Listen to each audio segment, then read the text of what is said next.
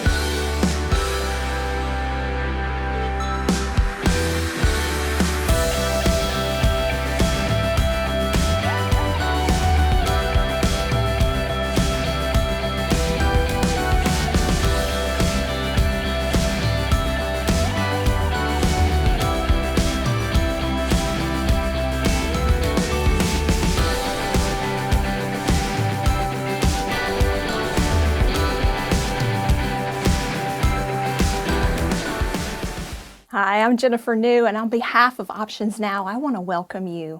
Thank you so much for being here, for joining us tonight. I want to tell you a little bit about how the ministries of Options Now have impacted my life. You see, I had an abortion when I was 15 years old, and through many years, it was 17 years before I was aware that there was a healing opportunity. Options Now offers healing for women who have experienced past abortion. And I walked through that healing and it changed my life. I found Jesus. I have discovered new life through Options Now, through the ministry they offer. And I have changed everything about my life. It was turned upside down. As a result, I have led women in Bible study. I have discipled. I have been discipled. It's been life transformational. Options Now changes lives.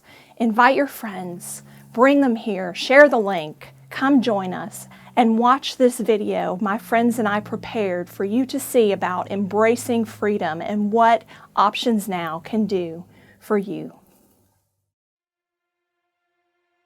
I know I was very reluctant to take the class because I felt like I was fine and I didn't need it. But when I finally surrendered and decided to take the class, halfway through it, I knew that it was everything I needed to find healing. I had not thought about it. I had pushed it back in my memory from way back, and it brought out so much, but it opened me up so much. It was such a blessing. I didn't think I had anything to surrender. Yes. God brought me back from 40 years because He loved me that much and He knew that I needed healing. Yes. And took me through that training. I was so ashamed. It was so deep and buried and private. And I walked through that one-on-one. And it was through that I found Jesus. Yes. Oh, And I was not a believer up until Wow. that point. So The whole thing is just Bible based. It's Yeah. also based on Beautifully Scripture. based, Really, yes. really good. And it does. It brings you so much closer. You open up to each other, and we have become like sisters in Christ. Sure. We still Sure. pray for each other and encourage each other. that each time I walk through, God heals Yes. another piece Yes. that I didn't even know. I needed healing in that spot. God loves us so much, that deeply, that He finds a way for us to draw us in Yes. to get the healing that we Yes. need, that we don't think we need.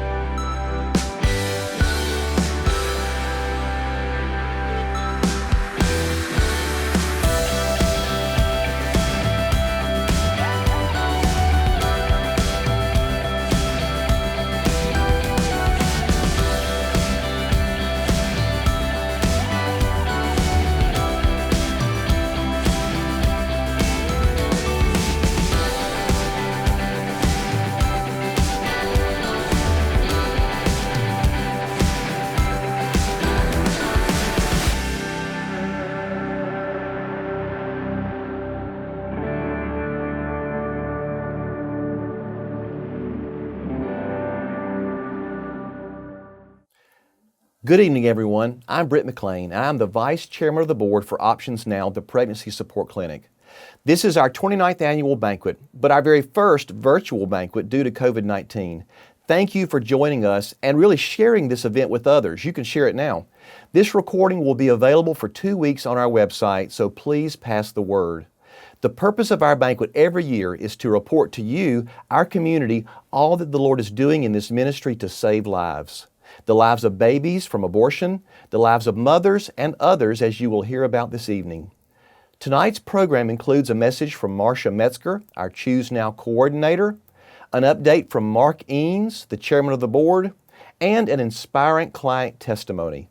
Becky Deas, our executive director, will tell us the Red Rose baby number and introduce tonight's special speaker, Rebekah Hagan, who shares how her son was spared from abortion, and of course the vital part of the program where you can be a partner in saving lives and helping moms. As we report to you and discuss these issues of life, I'm praying that you will continue to find that this ministry is worthy of your support. This banquet is also our primary fundraiser, helping us to do all that the Lord has called us to do. And our goal this year is $275,000. It's a big goal, but these funds are used to do a lot of things. I'll tell you a few ways that we'll use this investment. One, we have a wonderful staff that meets every day with women who find themselves pregnant in possibly troubled circumstances. This staff loves these women. They provide assistance, they provide medical advice and counsel, they help them find information, perspective, and clarity. Our staff is skilled and well-trained to help these mothers during these times, and all of this is done in a prayerful, caring way to show these women the love and the gospel of Jesus. We have a beautiful facility on Oak Street and Park Avenue. If you've never seen it, come by for a tour. We are also expanding. We have the home next door now that will help us add more space to serve mothers. Also, in this expanded administrative area, we can forward our ministry to fathers and others. Men are a big part of this equation for life. Our chairman, Mark Eanes, will tell us more about these important ministry efforts. And another important ministry that we are really working on now is called Choose Now. For several years, we have had an outreach to students to teach the value and the importance of abstinence. At least part of that goal is to prevent the need for abortion, but it's also to help young people not fall victim to their own choices and this culture. Marsha Metzger is our Choose Now coordinator, and we'll hear from her in just a moment. But by way of description, our Choose Now staff is available to go into schools, primarily in health classes, and teach curriculum that is approved in Georgia to give students the information and the tools to be able to reject sexual activity before the commitment of marriage, giving them complete information about how this affects their lives, their health, and how to not hurt themselves and others. As we grow this ministry, we are looking for corporate sponsors to ensure this program's success. If you're interested in more information, please contact us.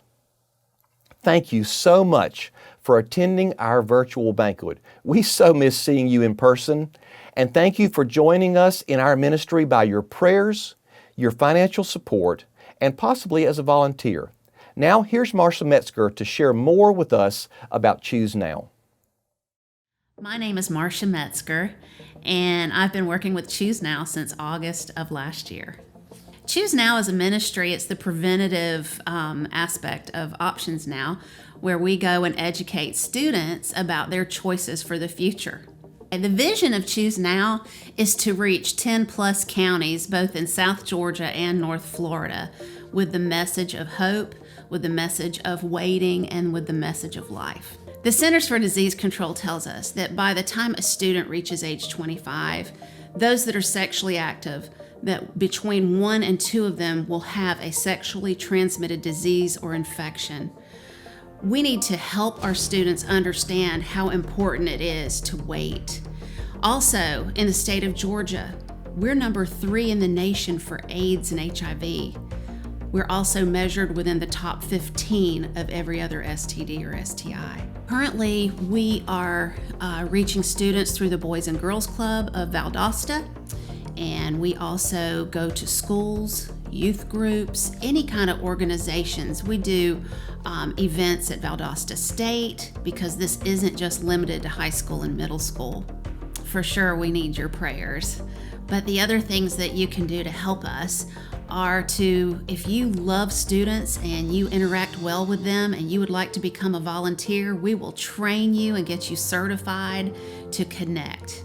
But also, we would love corporate sponsors to help us to have events that we can draw students through the schools and through churches and youth groups, but also we could have special speakers come in that would really outline what they need to do to have a great future. You can go to our website, choose-now.org, to learn a lot more. Dr. Adrian Garcia, he is an internist here in Valdosta. He has a very important message about STDs and STIs and how they impact the youth of our culture. There has never been a greater time to volunteer with Choose Now. It's an exciting time for the ministry, and we love to leave our students with our tagline, which is Choose Now for a Greater Later. There's no time like now to make great choices for the future. Good evening. As chairman of your board of directors, I want to thank you for joining us this evening. While our format may be somewhat different this evening, our purpose, as it has been for the last 29 and a half years, remains the same, and that is the sanctity of life. We want to celebrate this ministry with you tonight. We want to thank our volunteers and our supporters, and we want to let you see all that the Lord is doing. We want everyone watching. Some of you may be introduced to this ministry for the first time. We want everyone, though, to see all the various aspects of this ministry. We want to thank many of you who have been with us for many years in their support, and we want to ask for your continued prayer and support. Our goal tonight is $275,000, and I'm pleased to tell you that so far in pre-event giving, we've already totaled $58,000. We are so thankful to the Lord and to you for this. I want to take a few moments to thank our staff. Under the leadership of Becky Deas, God has blessed us tremendously at Options Now Clinic with a staff who are just sold out to the ministry. The Repeat Boutique, our thrift stores, are led by Robin DeRocco. They are just a tremendous blessing to this ministry. They offer so much in their financial support of the ministry, but there's so much more. They tell our story over and over. They share the gospel, and they also disciple their own employees and many shoppers who just come in. During these difficult days, the staffs of both the clinic and the Repeat Boutique have not wavered. The clinic stayed open in some form during all of this COVID crisis. I'm so very proud of these workers and volunteers. Last year, I briefly shared with you that we were starting a men's ministry. This was brought about by a change in our culture. Many years ago, only 10% of the men would come in with the mothers, and now that number is closer to 40%. In our clinic, that number last year was 466. We now have a part-time staff position and 4 trained volunteers who have had face-to-face coaching meetings with these dads, 64 of them in total, just to let them know how to be better dads and to let them know that Jesus can make such a big difference in their life. With the development of this men's ministry and the Choose Now ministry that you heard earlier in the program about, and the growth of our primary ministry that included STI testing, as we shared last year, we're running out of space in the building that we occupied 8 years ago. We made an offer on an adjacent property on Oak Street, contingent on rezoning, and rezoning has taken some time over the holidays, and with the COVID, we completed that rezoning in March. I want to thank the boards, the rezoning board and the city council, and I want to give a special thank you to Mr. Andy Gibbs, who is our councilman in this district, who was so very supportive of our efforts. We will soon begin work on the interior part of the building to support the administration and these other ministries as we've discussed. The board has been setting aside funds for this project for 2 years. We call this our Jabez house, our expansion of our ministry. Your generous support tonight will help us complete this project without borrowing too much more money. Every ministry you've heard about tonight is because of your faithful support over time and ongoing. We thank you and we covet your prayers.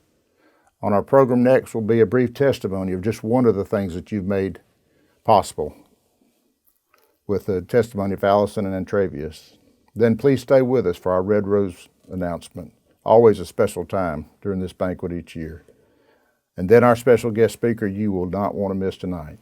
Again, I thank you for being here with us this evening, and God bless you. Family to me means love, together, laughter, and just being in a comfort zone. It's family to me. And happiness. Yeah, happiness. I took a pregnancy test. I found out I was pregnant, so I came to Options Now to see, was it really true? My biggest fear of becoming a mom was like, I wasn't financially stable. I didn't think I could take care of a child at that point of time.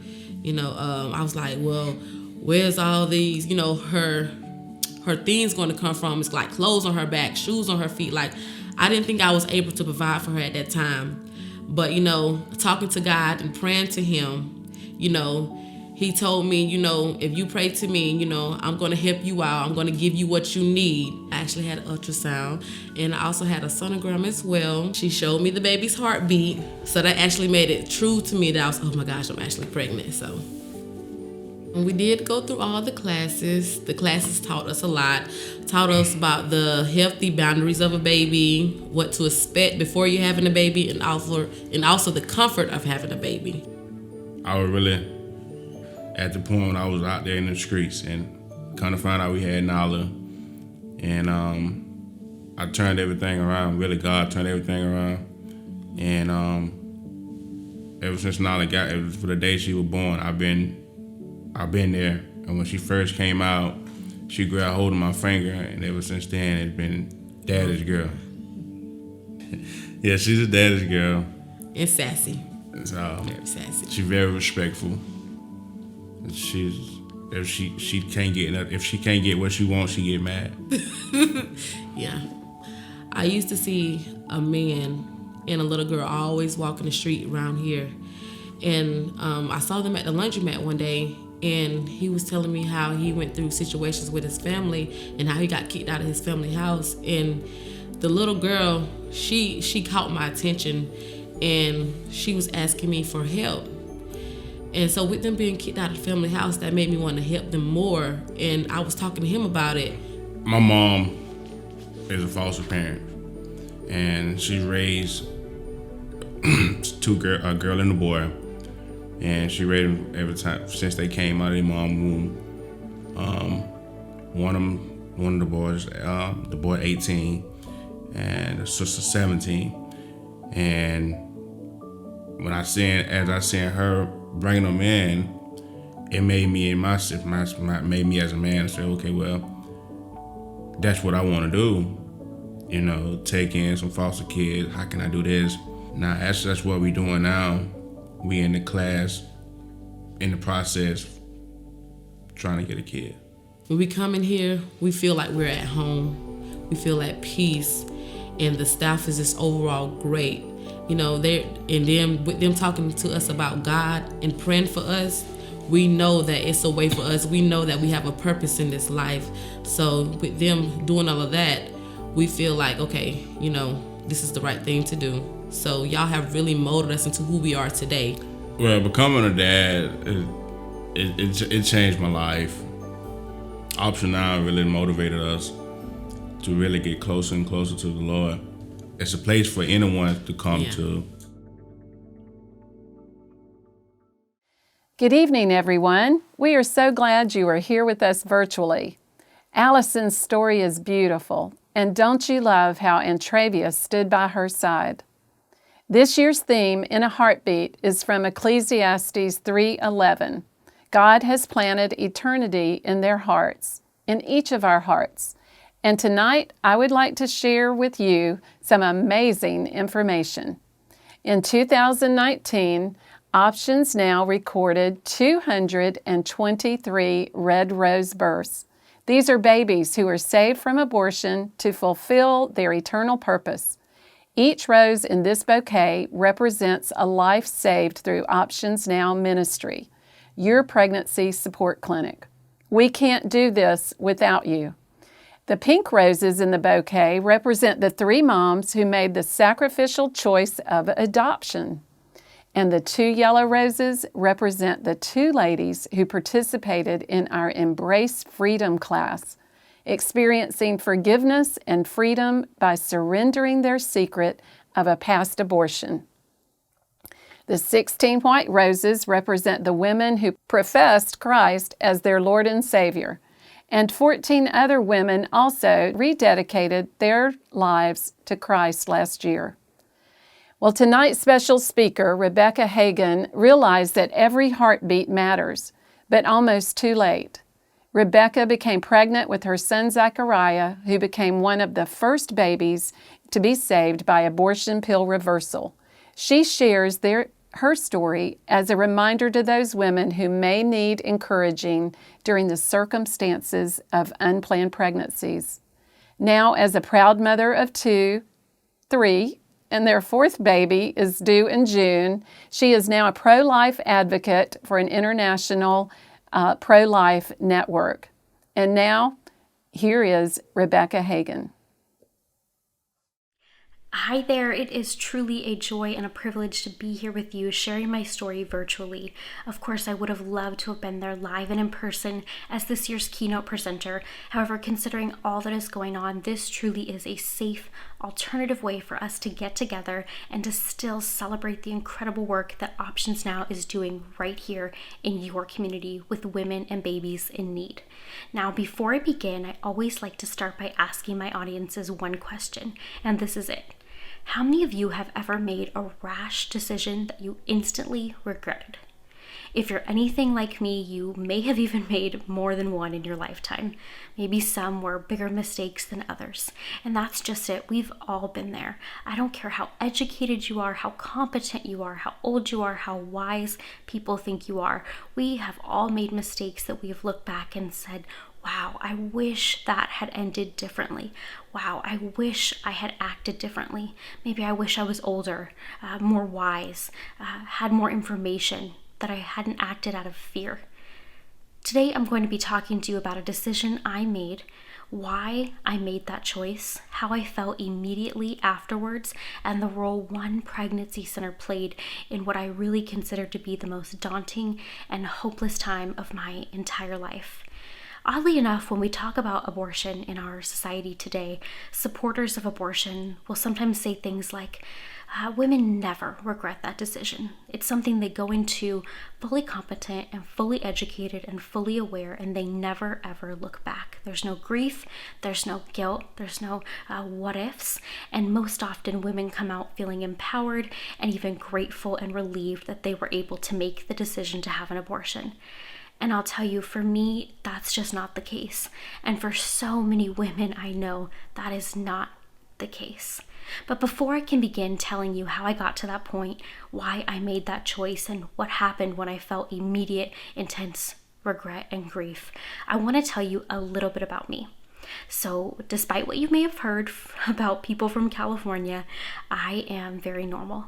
I come from a very normal home. My parents made sure that my sisters and I attended church 3 or 4 times a week. We were actively involved. My dad was on the worship team. My parents were and still are married.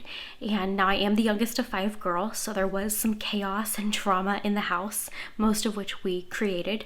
But there was also a lot of health, and we had a lot going for us. We lived in a good middle-class community. We had good doctors, good health care. We went to good schools, and I knew I was going to college early on. I had a plan, I had goals, and I was going to make it all happen.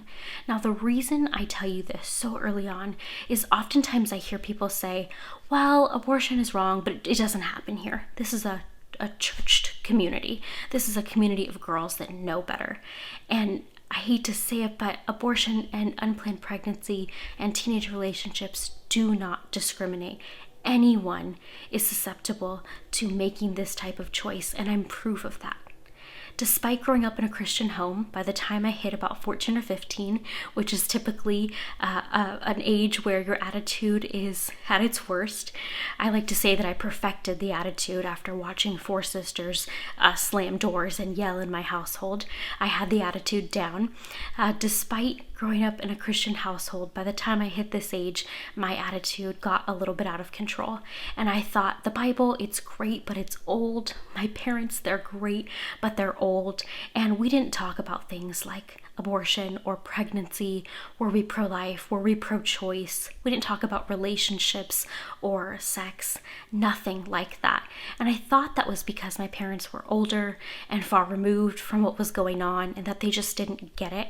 And in reality, what I found out later on is that my parents had experienced trauma in their younger years, and my mom in particular, as a teenager, after horrendous abuse, was forced to have 3 abortions by my grandmother.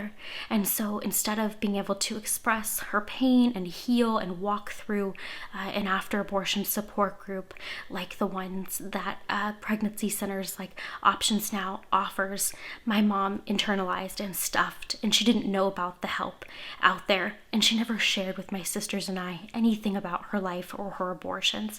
And so here I am thinking my mom just is out of it. She doesn't get it. We could never relate. And oddly enough, she and I ended up sharing in some experiences and some choices that we made. By the time I hit 17 years old, because I had this attitude that I could do whatever I want and I wasn't going to listen to my church and I wasn't going to listen to my parents, a lot happened. I actually had found out I was pregnant that year during the summer before my senior year of high school, and I was devastated. I never thought that my adult-like actions would have adult-like consequences. I just couldn't think that far ahead, I suppose. But thankfully, because I had grown up Christian and because I really thought I need to own up to my actions, I never considered abortion with my first child. Instead, I chose life and I chose parenting. And within about a 9-month time frame, which is the time it takes to grow a fully formed human baby, a lot happened. I graduated high school 6 months early. I delivered my son Eli. I turned 18 and I got accepted and started attending Sac State. And so things were really looking up for a girl like me. My parents were proud and I was proud, and I wish I could say that everything stayed great and that's how I became pro-life and got involved in this ministry and found out about pregnancy centers, but it's not. And instead, about 6 months into my first year as a college freshman, 6 months into being a legal 18-year-old adult, and 6 months into my son's first year of life, things got pretty crazy and pretty chaotic. And the relationship I had been in with his dad all of my teenage years had been very abusive, verbally, physically, and had finally gotten to the point where I couldn't take it anymore. We weren't safe. And so I came to my parents and told them what was going on. And again, despite the fact that I had let them down by getting pregnant just a year before, they met me with grace and with love, and they said, Beck, we want to see you finish school. We want to see you be safe. We want to see you healthy and alive. And Eli have good role models. And so we want you to live with us, and we'll help you as best as we can. But of course, there will be some rules. And I knew that going into this. The rules were very simple. They were, don't get pregnant again because we will kick you out. And number 2, don't expect us to babysit a ton unless you're in work or school. Don't expect to have much of a social life. And I was totally fine with that. I was actually very appreciative of the help they were extending and the grace that they were extending. About a few weeks later, something kind of started to stir in me, and I wasn't quite sure what it was. I thought it was just my nerves, maybe a little bit of anxiety with my new chapter in life starting. And I thought, I just want to make sure all loose ends from this previous broken relationship of mine are really over. And the best way to do that is for me to take a pregnancy test. Now, I know I'm not pregnant. I don't look pregnant. I don't feel pregnant. I don't have any signs of being pregnant. But I just want to really make sure that relationship is over, so I'll take it, it'll be negative, and I can go on with my life. And so because I didn't know about pregnancy centers like Options Now, and because I was so terrified of taking a pregnancy test in my parents' home and my dad finding some evidence of it and me getting kicked out, I drove to the grocery store, locked myself in a dirty public Albertsons bathroom and took the pregnancy test right then and there. And within about 20 seconds, I looked down, and staring back at me were 2 bright pink positive lines. And I was shocked. I was terrified. Unlike my first pregnancy, there was no silver lining. There was no help or hope in sight. I was now 18, almost 19. I had a 9.5-month-old baby. I was at risk for losing my house. My parents would kick me out, and I was a newly single mom. My children's father didn't want anything to do really with our first baby. He surely wouldn't be around to help with the second. I would have to drop out of college. Eli would lose his family, his house, his insurance, his financial, emotional, and practical support. Everything I had worked hard for flashed before my eyes. And so I thought of Eli. We have a picture of Eli and I at about this time. And I thought of this sweet little boy that I love more than anything in the world. And I said, I cannot do this to you. Your life is hard enough because I had you at 17, because I'm a single mom, because we live with my parents, because I'm in college, and having another child will make everything harder. I cannot do this to my parents. I cannot embarrass them or bring shame to them again. And I cannot do this to myself. And so I thought, in a moment of panic and fear and crisis, that abortion was not just an option. It was the only option. In fact, it was a compassionate, almost sacrificial option, because only I would ever know, and only I might ever hurt from this decision.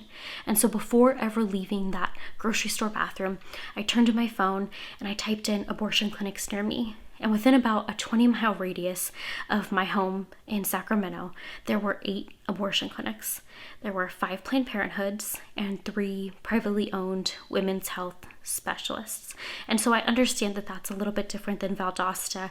However, driving across state lines an hour or an hour and a half into Florida is really not asking much of a girl that's in crisis. Girls in crisis, looking for hope and looking for a way out in desperate situations, drive that far and would honestly drive to the ends of the earth to find an answer, a solution to what they consider to be their problem. And so while you may not have as many abortion providers as I do here in Sacramento, California, abortions are 100% still happening to girls in your community. I chose a privately owned women's health specialist clinic that offered abortions near my college campus and lied to everyone about where I was going. And despite the fact that this was a shadier clinic in a shadier part of town that didn't talk to me like a person, despite the fact that there was no warm greeting, no consultation with a client advocate like you get at Options Now, no inviting people, despite the fact that you're really just a number, and despite that I wasn't even allowed to see the ultrasound monitor while she was scanning me, and that I was told in order to keep my sonogram images, I would have to write a letter to the clinic director and pay a $35 fee, check, or money order. Despite all of this, I still would have had my abortion that day had she not told me that they did not give the abortion pill on Fridays or late in the afternoon, and it was already after 2 p.m. Now, in case you're wondering, what is the abortion pill? That's a really great question. When I was searching online for an abortion provider, I found out that because I was early on, because I was under 9 weeks pregnant, I could have what's called a medication or chemical abortion. Now, in all states, including yours, including mine, medication or chemical abortion is legal to 10 weeks. This is something that became legal and FDA approved in the early 2000s, and this is not emergency contraception, this is not Plan B, and this is not the morning after pill. A medication abortion, chemical abortion, also known as the abortion pill, is a 2-part regimen that aborts a pregnancy, it aborts a baby. Again, this is not backup birth control or emergency contraception. The way it works is you take the first pill, which deprives the growing baby between 4 and 10 weeks gestation of progesterone, which it needs, and that's sort of like if I were to take away oxygen away from you, and obviously If that happened, you would pass away. That's what happens to the baby. And 24 hours later, patients are sent home without any medical supervision with a second drug called misoprostol. And all they are told, all that I read, all that I was told, is that this will simply expel your pregnancy. You will have some cramping, you will have some bleeding, but the pain will be quite manageable. And this has truly become the DIY, the do-it-yourself abortion of our time. And it accounts for 40% of the abortions that are taking place today. That does not include the abortions that are taking place online. You can order these types of pills and no one is ever tracking that. It's extremely dangerous. And the way that the second drug actually works, despite being told that it will just expel the pregnancy, the reality is that misoprostol, that second drug, is labor inducing, and it's given to women in active labor at 40 plus weeks to dilate their cervix and to cause them to contract. And so literally, with very little information, girls as young as 12 sometimes are sent home, instructed to go into their bathroom after taking the second set of medication and to sit over their toilet or in their bathtub and wait for their pregnancy or their baby to expel. It's awful and it's gory, and I will spare you the details, but it's dehumanizing for both the baby and the mom who are put through this. And women are so misinformed when it comes to a medication abortion, and I know because I was one. Again, this clinic couldn't provide me with the abortion that day, so they scheduled an appointment for me to come back the following week. That day came, and I actually had a family emergency. I woke up and had to take care of my son Eli and 10 of my nieces and nephews, and so there was no way I was getting out of the house to have my abortion that day. This clinic was kind of rude and kind of giving me the runaround. I didn't feel like I could trust them. So I turned to my phone again and I typed in abortion clinics near me and found that there were several Planned Parenthoods. And Planned Parenthood's website at the time was geared towards women in crisis pregnancies. It was pink and there were girls with client testimonials talking about how Planned Parenthood had helped them over the years. And I really thought, this is an organization I can trust that's not pro-me, that's not pro-life, not pro-choice, not pro-forcing me into any decisions, but that's just pro-me and where I'm at right now.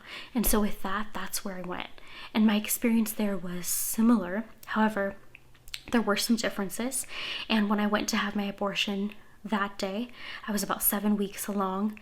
The woman said the final step is we just have to take a sample of your blood, and she grabbed my arm and went to try to find a vein, and she didn't know that I had invisible veins. I've had them my whole life. And she said, I'm so sorry, Rebekah, but I can't find a vein and I can't take your blood and you can't have your abortion today. At that point, I was panicked. I was thinking, oh my gosh, what more could go wrong? This is not a sign from God. This is not God saying, pause, Rebekah, just say yes to my plan. I've got you. I've got another way out. I just saw it as frustrating, and I was panicked. I was running out of time because I was getting closer and closer to that previous 9-week time limit to have the medication abortion. And so Planned Parenthood said, no problem, get a note from your doctor with your blood type, we'll bypass this and come back. And so the day of my appointment came the following week. It was March 13th of 2013. I will never ever forget that day. I woke up, dropped my son off at daycare, told everyone I was going to school, and instead went to Planned Parenthood. I turned in my first paper with my blood type from my doctor, and my second paper, which was my Medicaid insurance, because Planned Parenthood told me how to get the government to cover the abortion. I walked into the Medicaid office, and in less time than you spend at the DMV, told them I need an abortion and I can't charge my parents' insurance because my dad will see. And they said, no problem, say no more, typed up a piece of paper and said you have 30 days to find an abortion provider and Medicaid will cover it. I walked in with both of those pieces of paper and was able to bypass everything else. I went into the final room with a clinic worker who had the abortion pill, the first abortion pill, out on her desk, and she's going over, again, this is going to be really natural, much like your monthly menstrual period.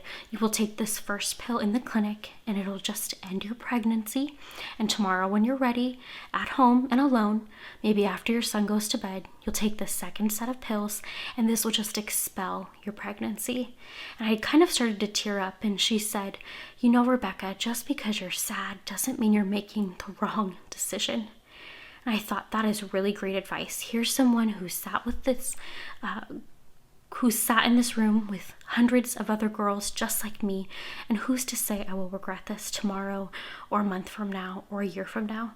And so with that, I took the first abortion pill from her, and I swallowed it. They check your mouth, and then they send you on your way with a brown paper bag, much like what you would pack your kids' lunch in. And by the time I got to my car, which maybe only took 60, 90 seconds, I sat down and I'm looking through the bag, and I thought, oh my gosh, what did I just do? I don't even believe in abortion. I'm a mom. I love the baby I have at home. Has this pill already run its course? How could I have done this? And I started to think, the day was March 13th of 2013, and the following day, it was the middle of the week, we weren't celebrating that day, was Eli's first birthday. And I thought, oh my goodness, March 14th will forever be a day that I brought one baby into this world and took another one out. And I prayed right then and there, and I just said, God, if there's a way out of this, please help me find it. And if not, please help me to forgive myself. I then turned to my phone, still outside of Planned Parenthood, in the parking lot, and I typed in, I started an abortion, and I changed my mind. I took the first abortion pill, and I don't want to take the second set. And I was so desperate, looking for answers and not finding anything, that I was on page 2 of Google. And that's how you know you're desperate, because page 2 of Google is strange and far from your original search. And I found one website with a hotline number, and I called, and I was actually directed to a pregnancy center in California. A nurse manager answered, and she asked me things that the abortion clinic never asked me, like, who are you? And what is your home life like? Oh, you have a son? What is that like? What is that like? What is your relationship with your children's father like? Why have you chosen abortion? Why have you changed your mind? Do you really understand what a medication abortion is and what will happen to your body tomorrow with that second labor-inducing drug? And I was shocked. I had never understood what I was even being given as far as medications and what I was being kept from as far as information. You are so disconnected mentally from what's happening to your body physically, and I really think that's why abortion sells the way that it does, and that's a very intentional marketing approach. After chatting with me, she explained that her medical director, Dr. George Delgado, had released a regimen and helped 6 women get progesterone back into their body to counteract the first abortion pill that they had taken and instantly regretted, and it was successful. And so she searched for a doctor and found the only one willing to see me, who was 2 hours away. And within about 14 hours after taking that initial life-ending for the baby abortion pill, I was already receiving progesterone to counteract and hopefully reverse the medication abortion. Now, when Planned Parenthood found out what I had done, because I didn't return to the clinic to make sure my abortion was completely successful, I explained that I had changed my mind, that I was taking steps to reverse the abortion, and that I was trying to save my baby. And they said, do you have any idea what you're doing? And I was thinking, no, I have no idea what I'm doing. I'm very scared. I'm living on a prayer. I'm young. And they said, because what you took, if you carry to term, which is not likely, your baby will probably have severe abnormalities because of that abortion pill. And that was it. There was no, thanks for letting us know. Call us if you need us again. Please keep us updated. We'd love to know what happened. This was the reaction from an organization that I trusted so much, with such a huge decision and choice in my life. And their words stayed with me throughout the remainder of my pregnancy. I thought every single day, this is it. I'm going to lose this baby as a result of my actions. Now, thankfully, I did carry to term a full 40 plus weeks. And on October 20th of 2013, I gave birth to another little boy, my second son, and I named him Zachariah, which means the Lord remembers. And we have a picture of Zach when he was first born. Now, Zach doesn't look much like this anymore. He will actually turn 7 years old later this year. And so here is a better picture of him, more accurate. You may be able to tell just by looking at him, but Zach is perfectly healthy. He is everything they said he would not be. And since our experience being in the first 10 women to go through abortion pill reversal, over 1,000 other women have been helped by pregnancy centers and by the Abortion Pill Rescue Network, and they've been able to successfully halt and reverse their abortions and save their babies' lives. Now, I'm so excited to tell you that Options Now has added APR, abortion pill reversal, to their consulting services, which means if a woman in your community is looking for help after starting a medication abortion, Options Now can help get them to a provider, get them to a physician to get progesterone and help them save their baby's life. And they've already actually helped one woman. So this is incredible news for your community, and you can be a part of it. See, but in order for me to choose life, in order for me to say yes to God, we need people like you. Here's another photo. In 2018, I was able to graduate from college. It took me about 5 years instead of 4. This was something I thought would never happen. And yet, because of the support I received from a pregnancy center, because my life was forever changed and my son's life was spared, I was able to stay in school, and both of my babies got to see me graduate. In 2018, I also got married to my husband, Kramer, and the kids that I thought would never have a dad because their mom was just too broken for anyone to love, got the best dad in the world. And in 2019, we had a little girl named Lydia. Here's a picture of her. She's rocked our world, as you can imagine.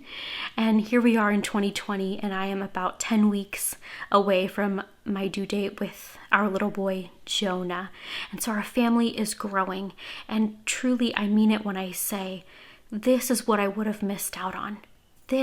All of this, these pictures, these people, this life, my husband, my children, Zachariah, was what was waiting for me on the other side of my yes to God. But in order for me and girls like me in your community to say yes to God, pregnancy centers like Options Now have to be able to say yes to them. Yes to providing pregnancy testing and ultrasounds and STI testing and after abortion support and pregnancy classes and parenting classes and diapers and wipes. But in order for them to say yes to the call that God has put on their hearts to provide for women in need, in crisis in your community, we need people like you who are listening today to stand up and say, yes, I will come alongside you. I will support you financially. I will pray for you daily. Will you do that? Will you be a part of this life-saving ministry tonight? Whether it's $50 or $500 or $5,000, whatever it is, I promise you the Lord will take it and multiply it, and lives will be saved and transformed. Here to tell you more about that is Becky Deas. But before I let you go, I'm just going to pray for you and then be blessed, and she will tell you exactly how you can give. Lord Jesus, I thank you for this event. I thank you that even when things seem to be not going for us, when we try to take control and can't see a way out, God, I thank you that you make a way. Lord, I thank you for abortion pill reversal, for hope in the midst of darkness. God, I thank you for Options Now, who are tending to and serving pregnant women and women who have had abortions in Valdosta. God, I thank you that they have answered the call since 1991 and help to restore and bring people to know you, Father, in this community. Lord, I pray that we reach our goal of $295,000. I pray that we surpass it, and that everyone listening today would be moved and stirred to give. God, I pray that you would place on each and every heart and mind in this virtual room, Lord, a number, exactly what you want them to give. God, no more, no less, Lord, and let it just honor you, and let lives be saved, transformed, and redeemed in this community. Lord, we love you and we thank you for this virtual event. God, amen. Thank you for tuning in with me, and thank you for supporting this ministry.